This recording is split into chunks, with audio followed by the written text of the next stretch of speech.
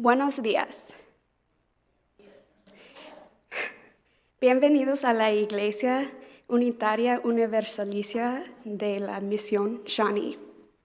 Quien quiera que sea, quien quiera que ama, donde quiera que esté en el viaje, eres bienvenido aquí.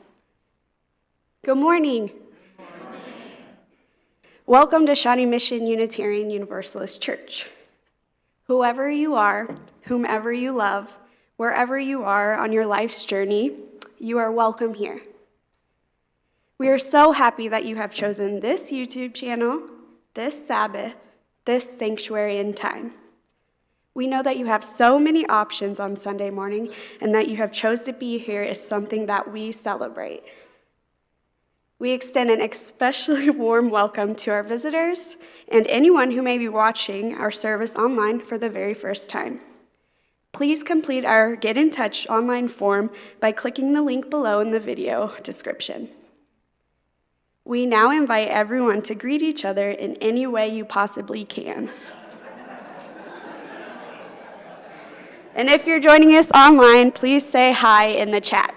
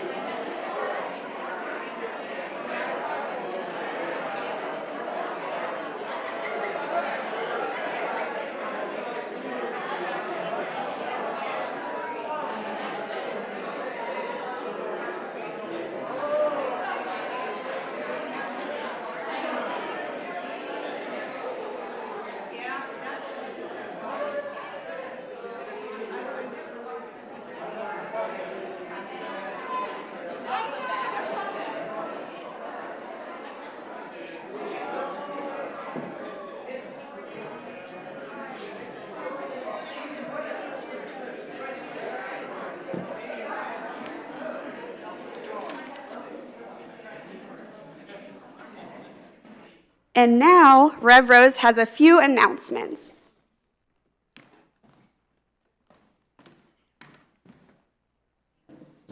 Good morning.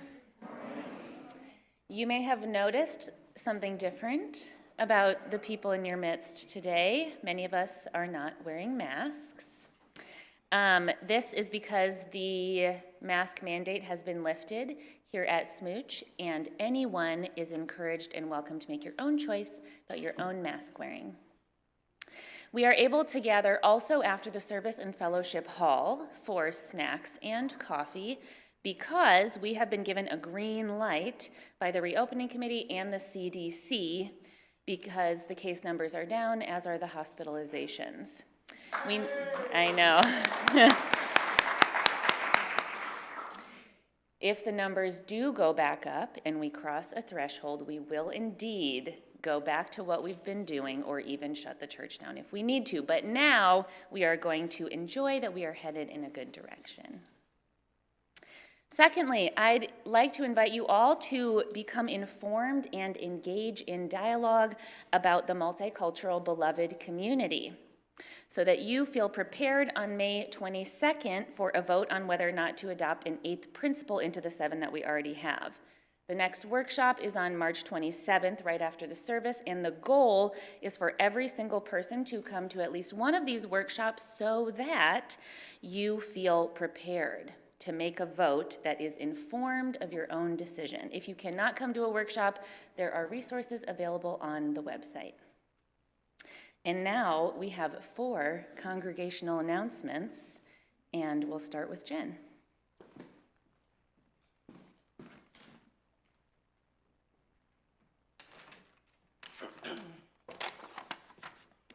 Good morning. Look at my face. This doesn't have anything to do with my announcement. I'm just very happy to show you my face. No fooling, we're having an auction. The online auction will open on Friday, April 1st at noon and close on Friday, April 8th at noon. The online auction will have items such as household goods, jewelry, social gatherings, poster parties in the past, but now they're online, But this year, no fooling, we're also having a party. A live, in-person auction with food and drink and fun. This is your chance to bid on bigger ticket items, such as a great parking space, a night on the town, custom-made baked goods, who knows. We need your donation, and we need your presence. The donation link is in the weekly email. It will also be on the Facebook page. Details about the exact timing of the auction will be forthcoming, and you can see me or Jim Christ if you have any questions. And Jim has our next announcement.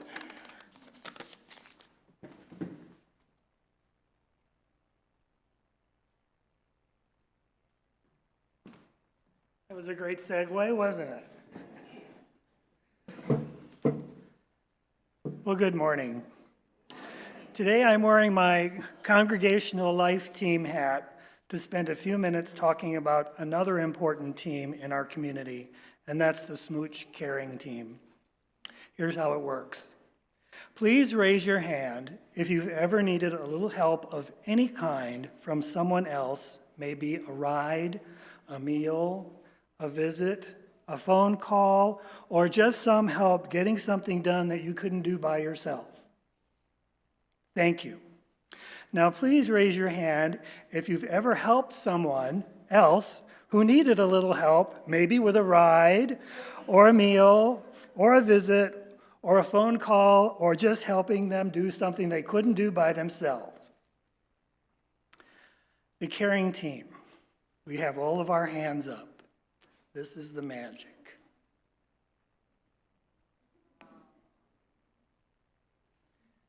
And that's what it's about. Caring in the context of our church community is about the care we give to each other. Remember, the first part of our church mission statement is to invite everyone into a caring community.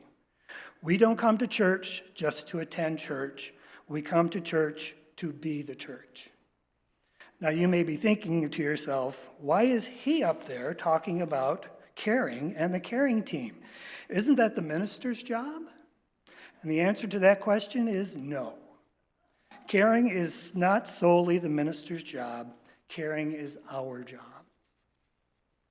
Of course, there may be times when the minister must be involved, when the nature of the care that's needed requires the presence and training of a minister.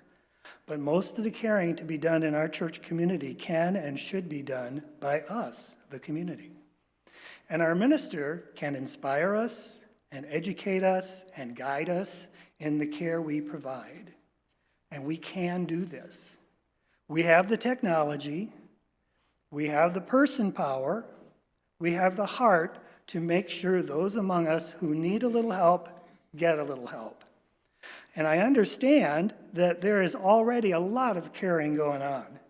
There are many small circles of close friends and family in and outside the church caring for each other right now. To you I say, thank you so much. And I also say, your church community is here to help you. So I'm here to announce 4 things that are changing in the caring team. We're changing how it's organized, how we do care for those in our community, and how we get that care out. First, all of the groups previously organized to provide care have been combined into a single volunteer team. This team has been rebranded from Pastoral Care Committee or Pastoral Care Team to the Caring Team. The Caring Team has a team roster of roles, just like a sports team does. And they are callers, feeders, visitors, drivers, helpers, counselors, care coordinators. When there is a need for care, these caring team roles can be organized, scheduled, and deployed with our super fantastic technology. Second, if someone in our community needs care or wants to help giving care, there are 3 ways to communicate this need. A confidential, dedicated email address called caringteam@smuuchurch.org, and this will be monitored by a caring team coordinator. There will be a single contact person who will change from time to time, called the care coordinator, and you can call a real person to share your need. Look for these pieces of information in the next all-church email where the caring coordinator will be identified and it'll have that email address. And then third, you can always reach out to Reverend Rose if you have need of care. The third thing I wanted to do is grow the caring team. Right now, we have 13 people committed to being callers, drivers, visitors, etc. Not only is that not a lucky number, it's not a big enough number either. I would like to see 30 people on the team. If you can serve in any role on the caring team, send an email to the caring team, email address at SMUUCh.org, contact me or Reverend Rose directly, and let us know how you can help. I'll be hanging around the welcome table and fellowship hall after the service, having some coffee and socializing if you have any questions or would like to volunteer for a caring role. Finally, everyone at SMUUCh should feel comfortable asking for care when it's needed. I know it can be hard to ask for help, but if you're ever in a hard place and can use some support, we are here. We are your people. We invite everyone into a caring community. We support each other. May we live these words. From you I receive, to you I give, together we share, and from this we live. From you I receive, to you I give, together we share, and from this we live.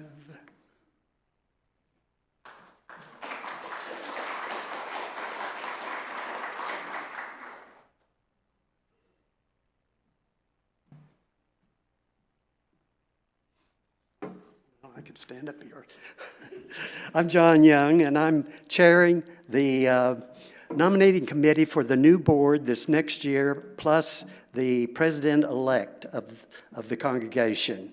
And I'm extending an invitation to any of you that you would care to serve as a board member for the church, or even the president-elect, to see me or let's see, Marjorie Rice or Heather Ty. The three of us are working on this now. We have names, but we could use many more. So elect yourself to be nominated, and what we'll do, we'll consider all the names that we have and try to figure out, do we have on the board people that will represent the whole congregation, meaning young and old, sexual preferences or whatever, all the differences that we have. So see me or the two that I named, and we'll get on with our job.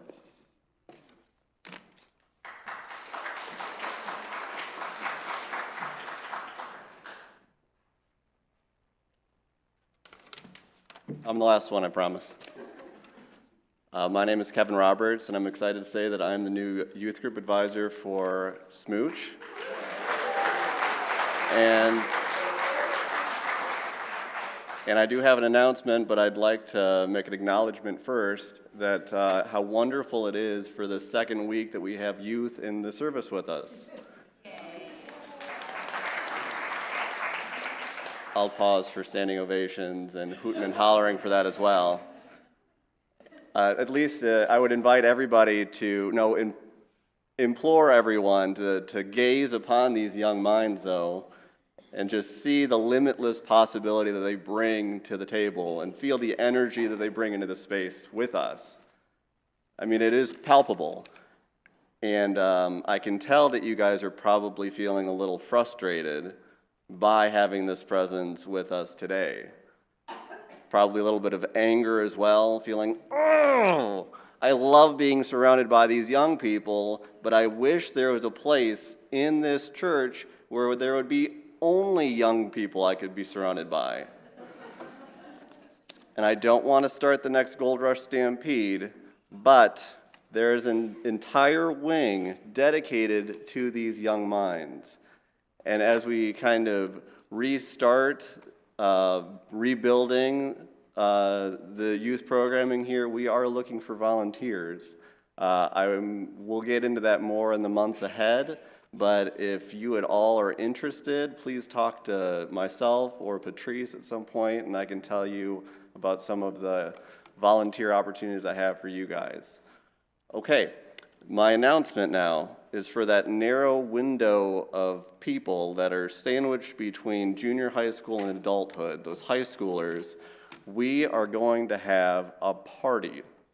It is the restart of our youth program here at SMUUCh. It's going to be March 30th, at Wednesday from 6 to 8 p.m. Bribes for your attendance will include pizza, drinks, snacks, treats, and fun. So we are Unitarian Universalists, so I cannot say that attendance is mandatory, but it is strongly and desperately requested that you make every effort to attend. I will be around the church afterwards, and I would love to be cornered by any person of that age or any parent of youth or anyone who might be interested in volunteering. So, thank you.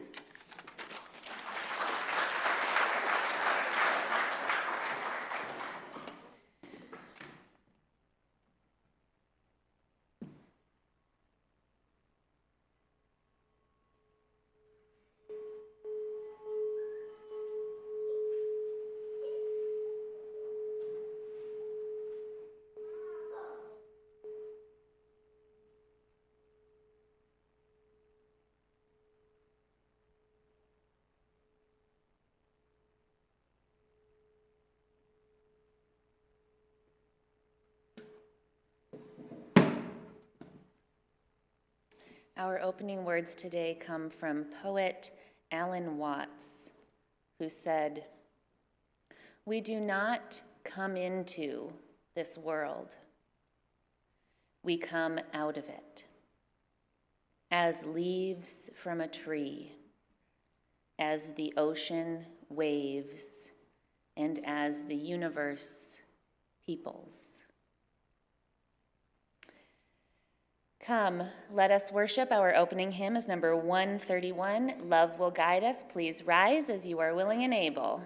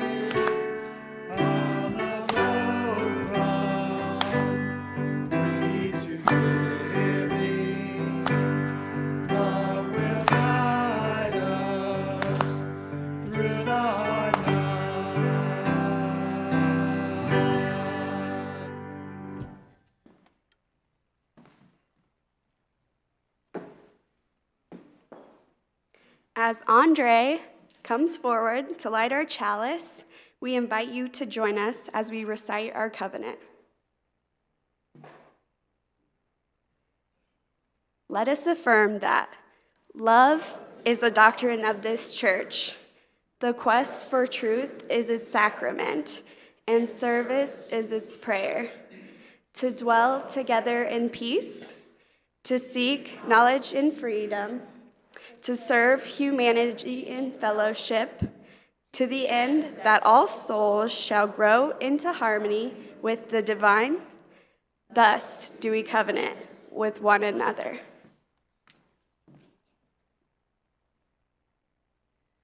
Okay, could I have all the children come forward, please?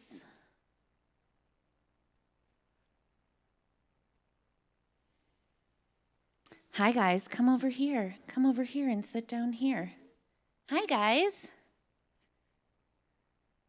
So I have a question for you all. Who here has ever done something new? Yeah? What did you guys do that was new?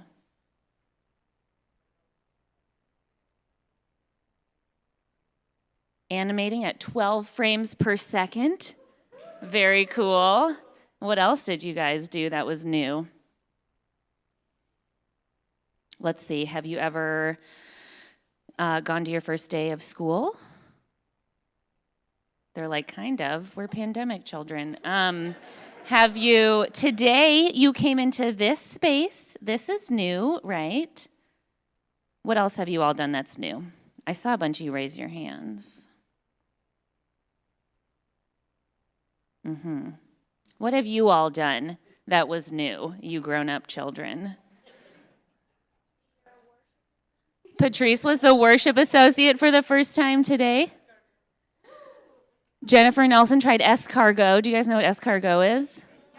It is snails in hot butter. Yummy. Well, okay, how does it feel to do something new? A little scary, maybe? Maybe a little bit nervous, like you didn't know if you were going to be able to animate 12 frames per second? Minute? Second, okay. So it's scary, but also sometimes it's exciting, right? So you came into this room today and it's scary because you're like, I've never been here before, but also it's exciting because you're like, I haven't really been here before. And who are all these people, right? Okay, my last question is, what would happen if you never did anything new ever again? What would happen? You won't be able to, you'll just be sitting there. Yep. You'd probably be bored. You'd probably be grumpy. It would probably be a situation like we've been in for the last couple of years, and none of us are really, feeling our best, I'd have to say. Thanks, COVID, right? Okay, so I want to do a little demonstration today. Miss Patrice is going to help me about what it's like to experience something new. Okay, so I have something in this backpack, and I'm wondering if anybody wants to feel it and guess what it is. Okay, go ahead. You gotta, do you want to, what's in here, you guys? What do you think is in here? I'm not going to drop it. Why, I wonder? What's in here, you guys? What do you think that is? Bricks? Good idea. How heavy is it? Is it heavy? What's in there? What's in there, Evan? It definitely feels like concrete. What do you think is in there? What could it be? What does it feel like? What's the shape that's in there? Are you guys feeling curious? Yes, someone said. Is it a possum? That would be dark if I had a possum in here. What's in here? Ice cubes? Then it would be melting, right? Unless they were in a plastic bag. A lot of spheres in here. Okay. Do you guys want to see what it is? Okay, gather around. Who's going to get to open it? What is in here, you guys? Who's going to open it? Somebody has to open it. Okay, what is it? Apples. I know. Here you go, guys. Here you go, Evan. Okay, good. They just watched Snow White. They're like, no, thank you. All right. Here you guys go. I'm giving you these apples because we can eat in church now, and that can be your snack for the day, and your teachers are going to have you wash them and your hands. Okay? Alrighty, so this week, whenever you do something new, I want you to think about, am I doing this? Am I feeling scared doing this new thing? Am I feeling excited doing this new thing? And remember that you didn't know what was in that bag of apples, but look what you got, something really fun and delicious. So you may go with Patrice, and we are going to sing our children out.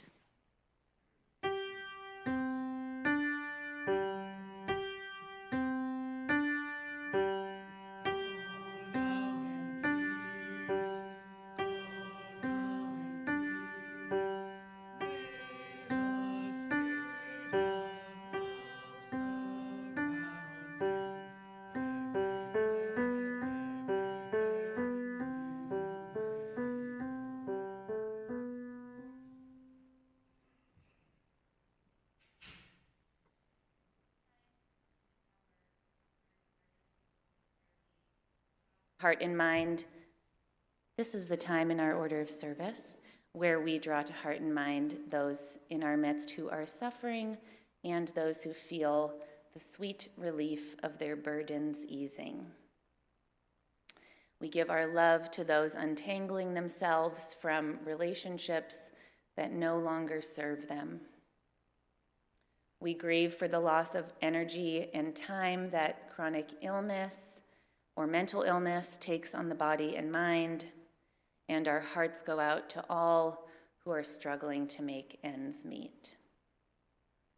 We extend our gratitude to those who make caring for children their primary spiritual practice, and we join in wonder with all who are bravely facing their final days.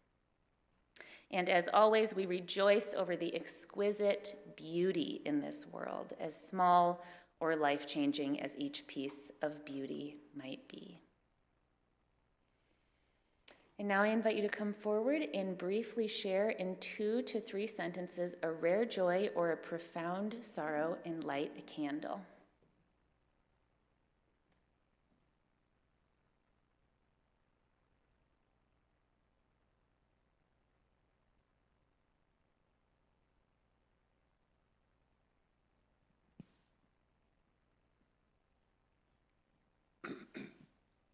My name is Curtis Brazil, and I'm going to light 1 candle of joy instead of 5. I finally got my promotion after 3 years of waiting to get my old job back, and it's going to help us keep our house and everything. So I've been waiting for that for a very long time. And then my son, the loving mother of my children, otherwise known as my ex-wife, got her promotion in the Air Force. She's now a senior master sergeant, E8. So that's a bonus for her and my kids. And then my youngest daughter is getting her IEP awarded next week, which is going to be really a boon for her and when she goes to college. And then my middle son has finally accepted online therapy since he wouldn't go to regular therapy, and I sat down with him and he's accepted that, and he's got a therapist as of last week, which is really great.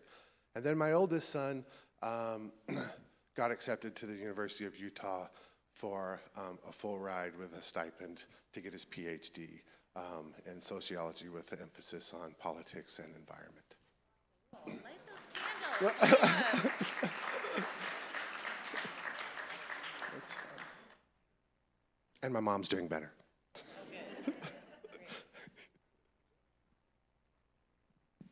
My name's Vicki Trott, and because I'm at a certain age, I can't remember if I actually lit a candle about this before or not. So what the heck, I'm going to do it again. Our oldest daughter, Anne, is expecting our 2nd grandchild in June.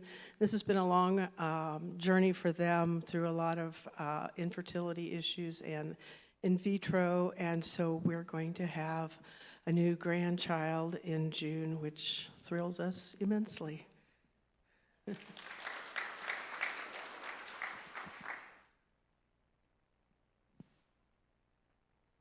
My name is Caitlin King.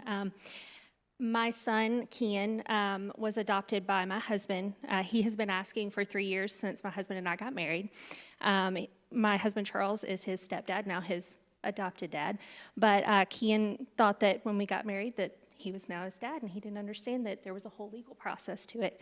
So the adoption was final on 3/1. He's super excited. So.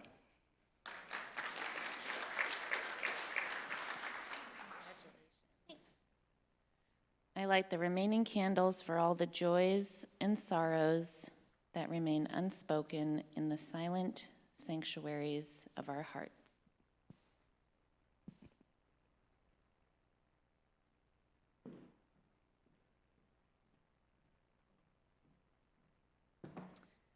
Please join me for a moment of silence.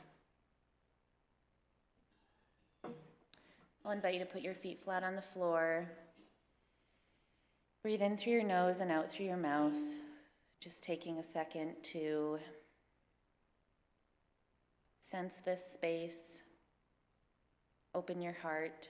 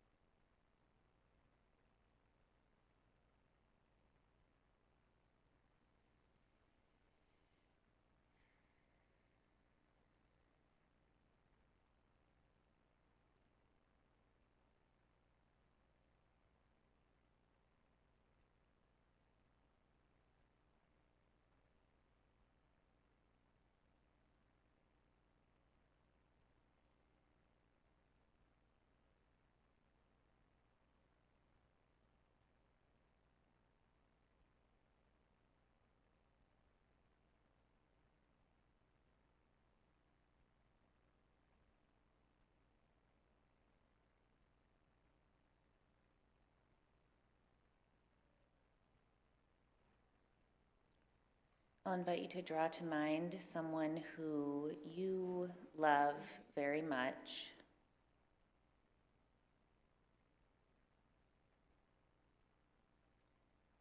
I'll invite you to imagine their face and send them a well wish or a prayer.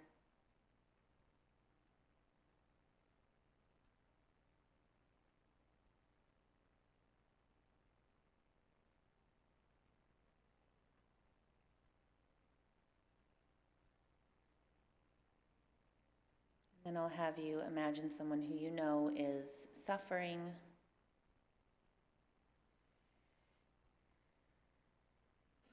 And I'll have you enter into your own space again of sending them a well wish, giving them your compassion.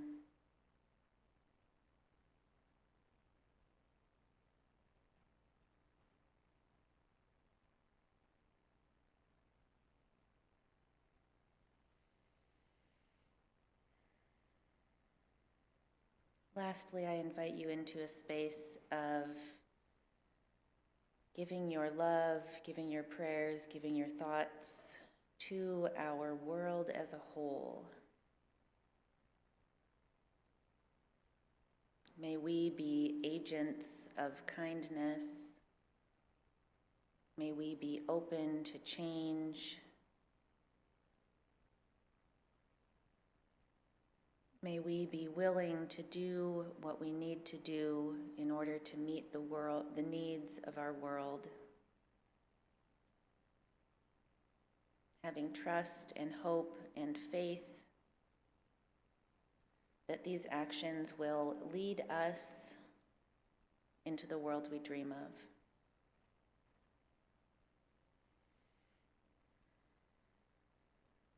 May an everlasting peace wash this earth. May understanding blossom. May we treasure this moment, finding joy and comfort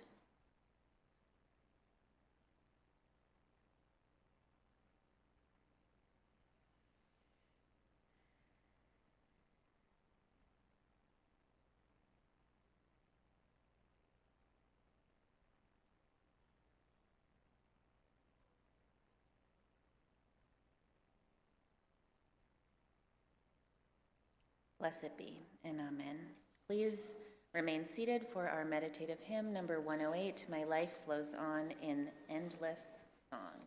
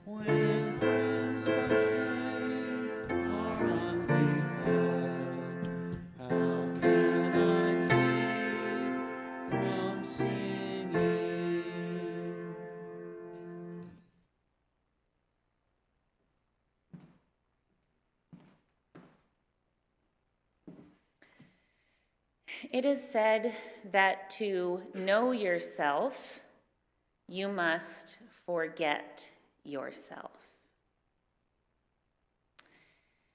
It is said that part of the process of growth involves a great letting go, a release, and an admittance. It is through the process of leaving Eden and delving into the real, naked truths before us that we grow spiritually.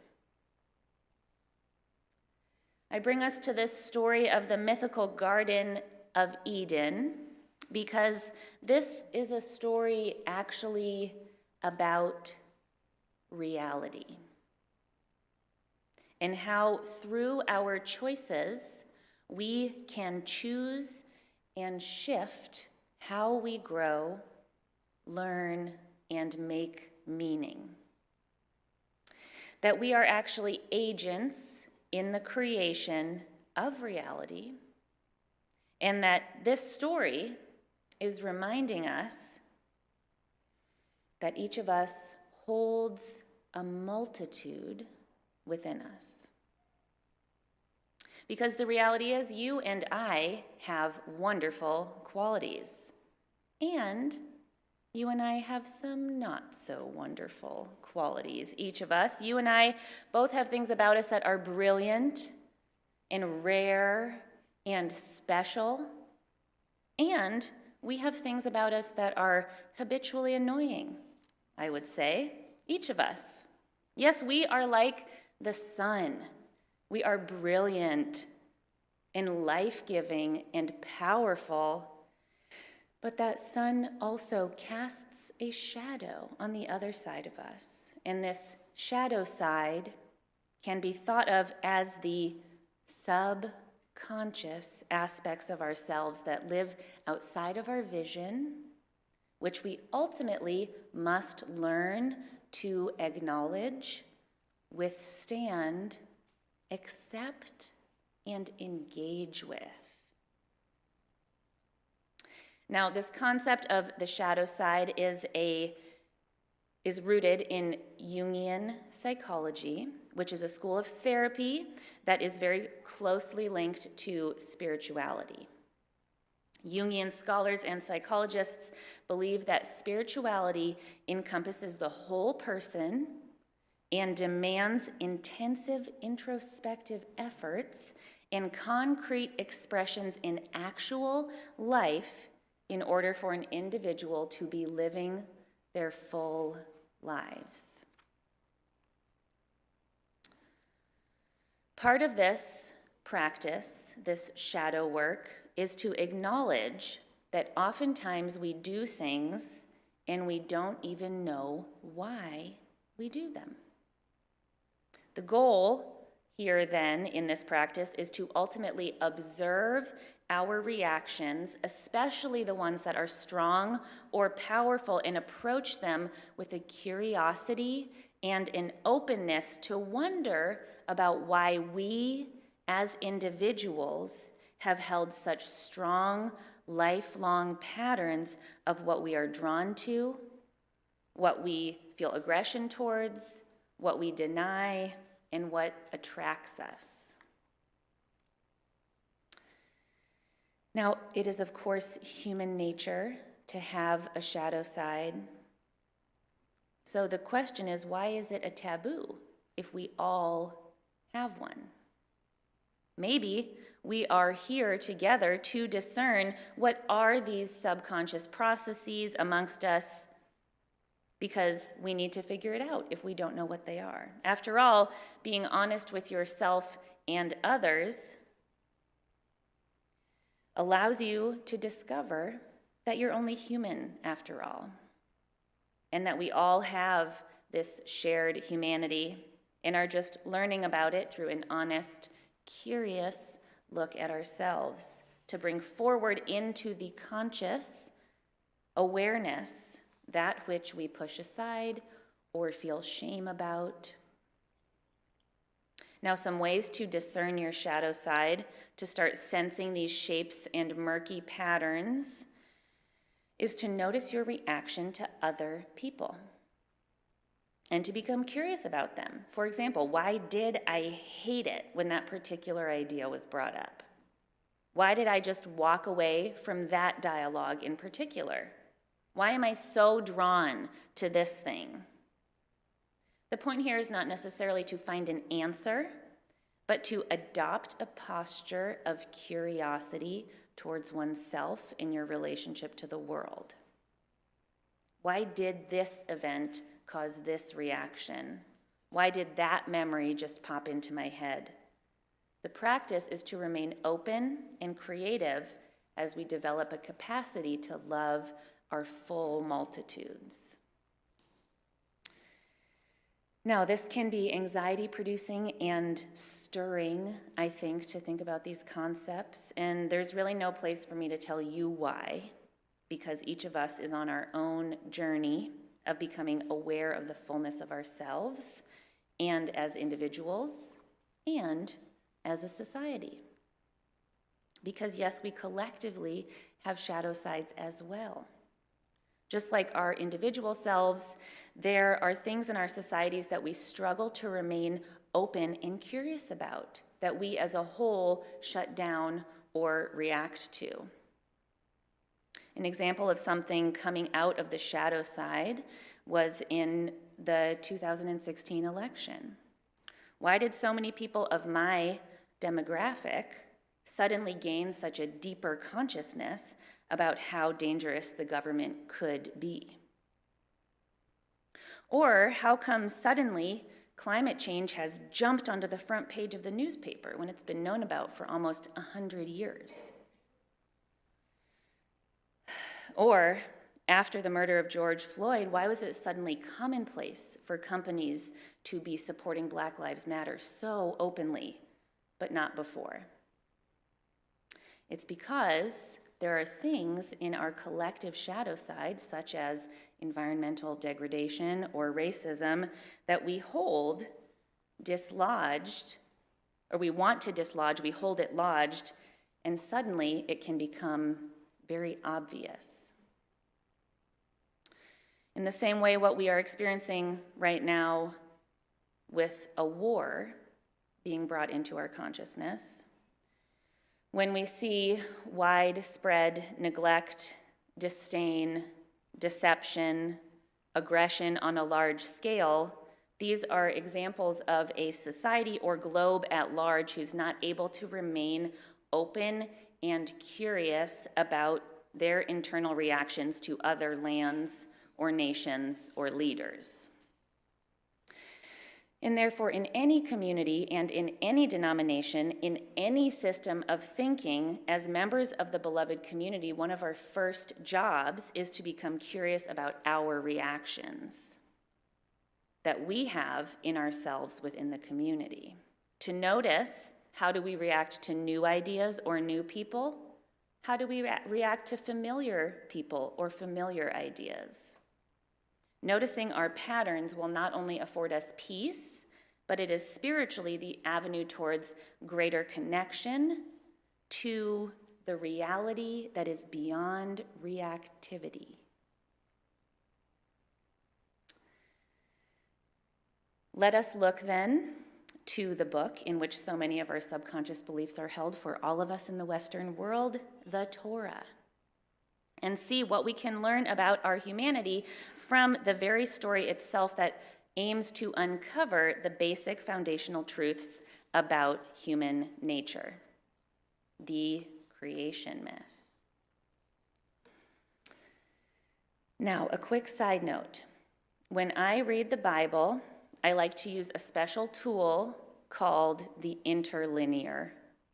Have any of you ever heard of the Interlinear? Yes.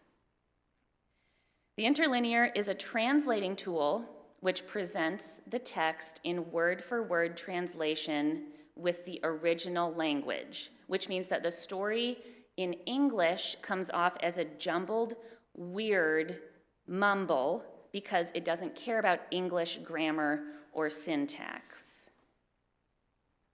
Now, I rarely mention my process and tools around sacred texts because it's not normally important to the dialogue. However, because today we are talking about the murky side of the shadow today, I will tell you that I like the Interlinear because it gives us the rawest, most direct, mumbly-jumbly translation that will, on one hand, make not very much sense, but on the other hand, it will make a new type of sense. I like reading the text like this because I think it does unlock some of the deeper meanings, and it allows me to stay open to some of the imagery and the poetry that I think can only happen when read in the Interlinear. You have now received your seminary education for the day. So this week, I did my practices where I read the text aloud every morning and every evening in this mumbly-jumbly fashion. And soon enough, from this jumbled text, things begin to emerge. And here's what I found so interesting about the story of the Garden of Eden. First of all, it's really about two people doing something new. They were completely new to the world, had never done anything like this before. But get this, they weren't scared at all. They were just excited. They ran around naked all day in a beautiful garden full of fruit and sunshine and safety and happy feelings without a care in the world. But that's not really the point of this story, I don't think. If anything, it's sort of the opening scene upon which we're going to make commentary. Because, of course, the story doesn't end there. There was a catch, obviously, that in this pristine, unbothered, very comfortable reality, there was something that they were not supposed to think about, something they were not supposed to be curious about, something they were not supposed to taste or explore. Because if they did, they would die that very day. This is like when someone says, don't think about an elephant. Do not be thinking about an elephant or its tusks or its trunk right now. Don't think about it. Now, the way that we've been told this story as a society at large is that it hinges on the human agency in their choice to eat the forbidden fruit. But I'd like to draw your attention to God's agency in igniting that natural human desire for curiosity, for pointing out directly that this delicious fruit is the one that you are not supposed to try.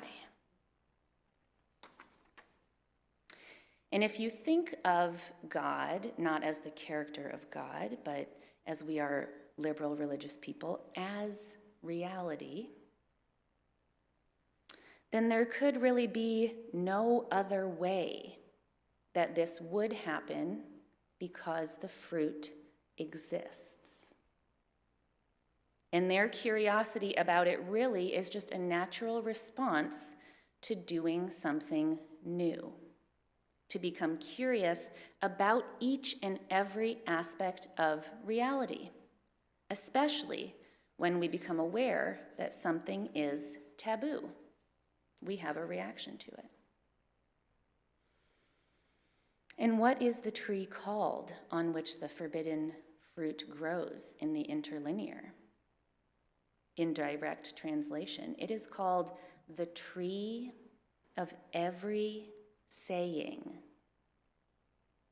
the tree where all things are uttered, the tree of dialogue, the tree of truth, the tree where even the things we are afraid to speak or become aware of are said and exist. The tree of every saying is the portal out of their pristine, conscious reality into a much richer and yet more murky reality, one in which we gain knowledge, one in which we must be honest and withstand the fullness of ourselves and our world. The tree is the portal to growth. The tree is the portal to understanding, and the tree is the portal to discomfort. For yes, once these two first humans tasted the sweet fruit of every saying, now they must sit and weep in times of war. And beyond that, this tree means that we too must awaken to the realities of what war really means. And in this moment of great mourning and sadness, the tree of every saying must also say that there have been many wars fought in many lands from which our nation's comfort and wealth has grown.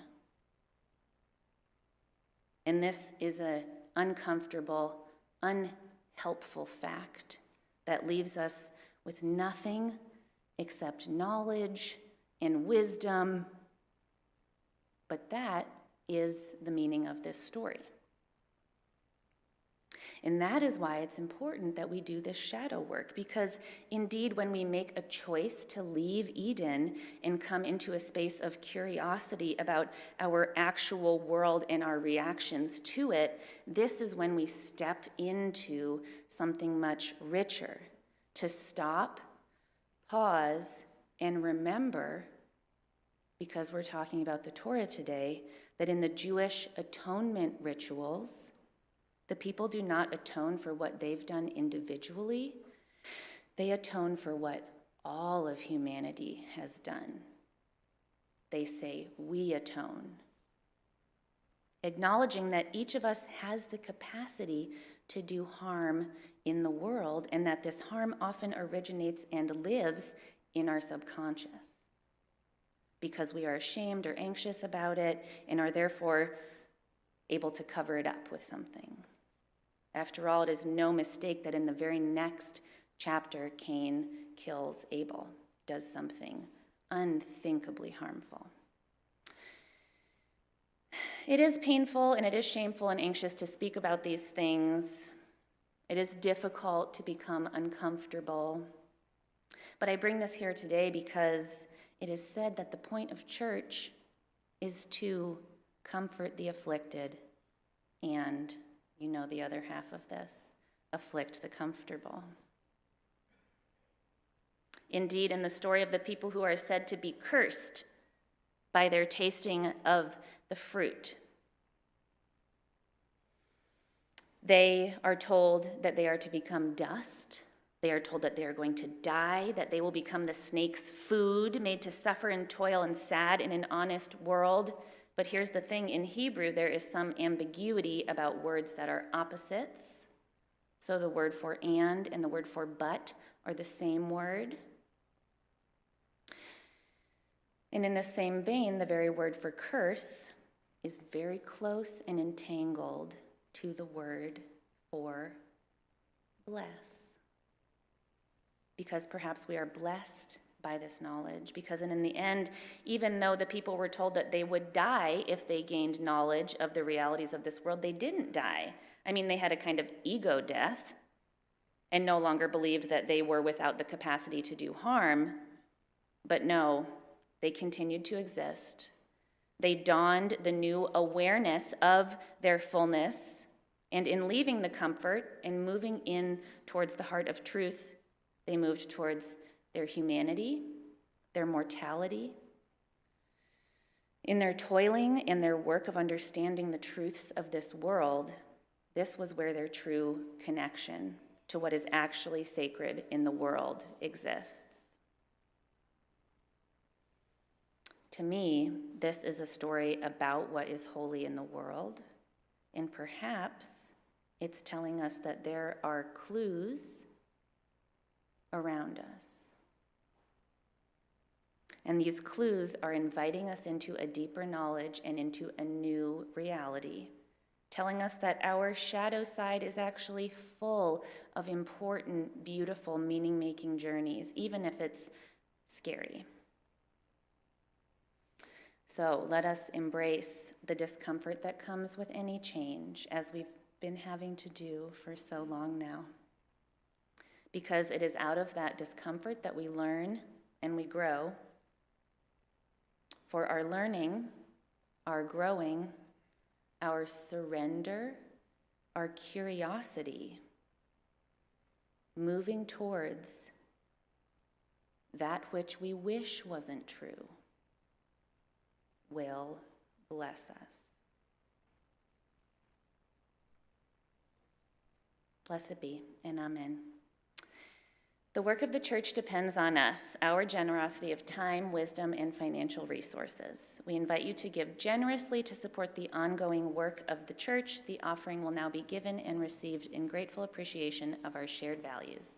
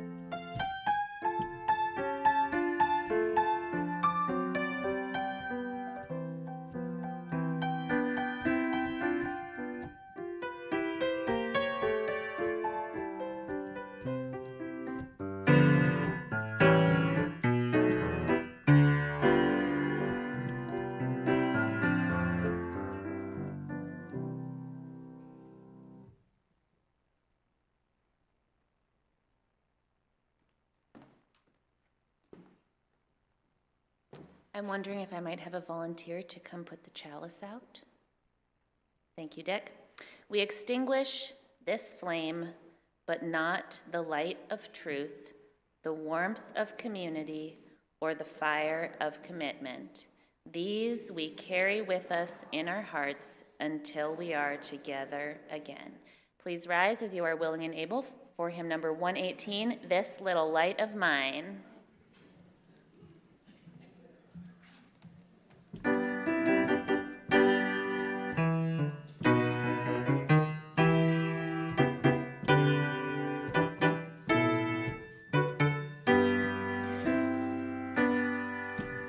This little light of mine, I'm gonna let it shine. This little light of mine, I'm gonna let it shine. This little light of mine, I'm gonna let it shine. Let it shine, let it shine, let it shine. Everywhere I go, I'm gonna let it shine. Everywhere I go, I'm gonna let it shine. Everywhere I go, I'm gonna let it shine. Let it shine, let it shine, let it shine.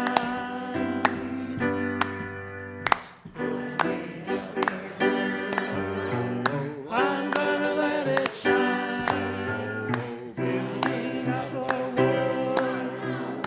I'm gonna let it shine, building up a world.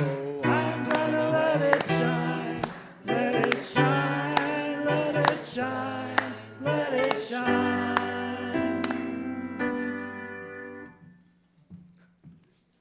Week, I invite you to try new things and notice your reaction to them. Go in peace.